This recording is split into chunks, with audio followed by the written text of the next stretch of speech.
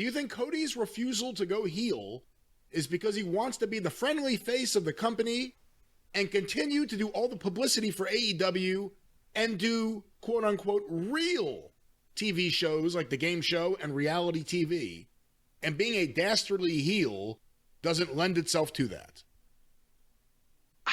I was really excited when Cody came out looking like Mr. Hargrave.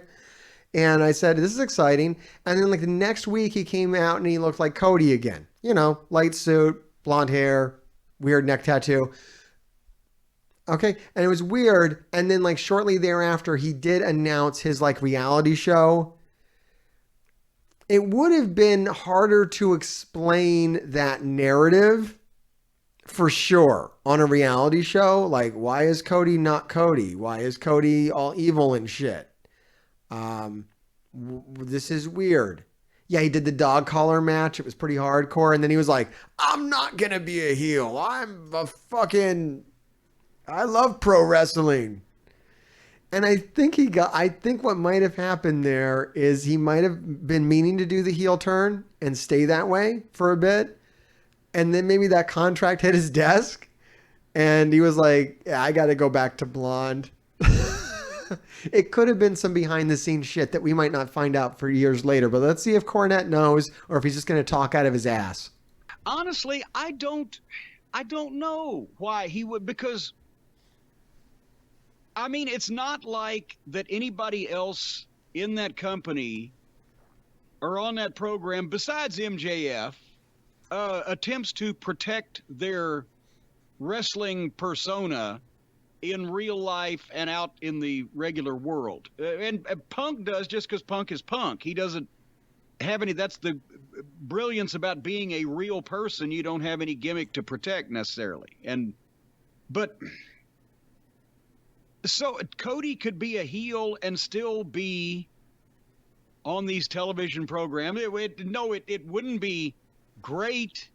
It wouldn't be optimal for a heel to be the jocular co-host or co-judge of a game show, or, you know, be a reality program or whatever. But I don't know, but Hogan did kind of do tons of shit when he was being heel Hogan. He was still out there doing other shit and it didn't really hurt him. So I'm actually surprised by Jim's take on this. I thought he was going to be far more of an asshole, and I'm really impressed that he did give MJF some credit for doing good work with his character. That was good. Thanks, Jim. Not being a piece of crap all the time. Look at you go.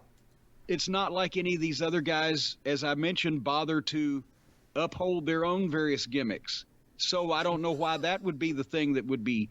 And all just always got to throw shade, though. He's like being all reasonable. He's like, but those other goddamn twinkle toes don't know what the fuck they're doing. But you know, I don't know why it matters. Also, with other heels, you would be struggling to get the people to boo them anyway, and then they'd be over on the reality TV show contributing to charity, or on the game show giving mouth to mouth to a starving child or so. I don't fucking know, right? But in this case, there's no struggle to get the people to boo this guy because they're booing him out of the building. In a company where almost nobody gets booed except for MJF, and they're working with him for the most part. They're not working with Cody. They just don't like him. They want to boo him. So that's an exaggeration. Cody's not getting, I mean, this might be later on too. This is now, and I'm still in the past. I'm not that far in the past, though. I'm only 7 months behind right now. And when he did the flip-flop, when he did the heel thing, I think that the audience is the hero, the face Cody is not going over with the fans for an extended period of time. It doesn't have, there's no story to it. And that's the biggest problem. There's no story. The story is run out. The story played out. The story was awesome when it came in, and it was based off of real life. Cody really did start this. He started in WWE, and he was being misused, and he was turned into like a comic book villain in WWE. Believe it or not, Cody was like doing an offshoot of the Gold Dust character. And he was in WWE, and his father dies, And WWE says, no, keep doing the gimmick. And Cody's like, the fans are kind of like, they want to see me be the son, you know, the legacy. The fans are all feeling really shitty that Dusty Rhodes died. And they want to see the Rhodes family be face right now because of the death. And Vince said, no, you are this ridiculous character. Go do an angle with Stephen Amell of Arrow. Go do that instead.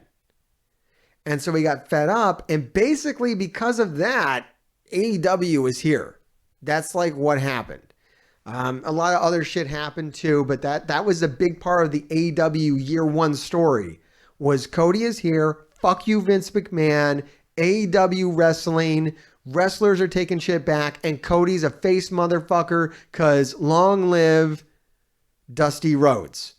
Because it was fresh with everybody's mind and everybody just wanted to cheer the fuck out of Cody because of Dusty Rhodes. And then he had a match with his brother, Goldust Dustin Rhodes, which is fucking phenomenal. They bled the fuck all over each other as a tribute to their father. Beautiful stuff. He smashed up a throne using a sledgehammer to say fuck you to Triple H and WWE and all that shit. Everybody loved it. It had such good passion and heat, and the fans fucking really love this shit. And it works so good. But that runs out. It ran out over time. Like, there's no... He lost the title. He went for like the AEW title, lost it, and said that he would never challenge for it again. He had this great angle with MJF, which we were praising here, which is good.